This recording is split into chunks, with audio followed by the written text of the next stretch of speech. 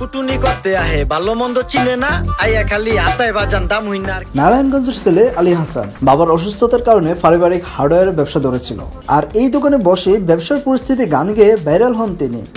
ব্যবসার যে পরিস্থিতি মুরগি খুঁজি তিতি তিতি তিতি তিতি, কিন্তু এই ব্যবসায় তিনি বেশি দিন থাকতে পারেনি।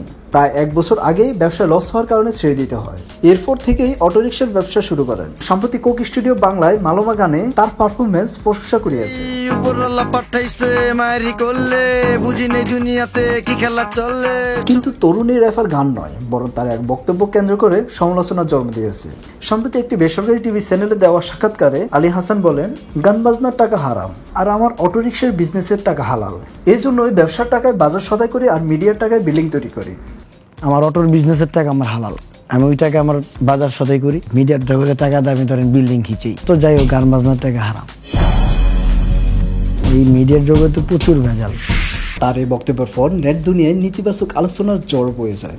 এদিকে ঈদুল আজহা উপলক্ষে সম্প্রতি প্রকাশ পেয়েছে অভিনেতা গীতিকার মার্জুক রাসেল ও রেফার আলী হাসানের কণ্ঠে নতুন গান নানা নাতে।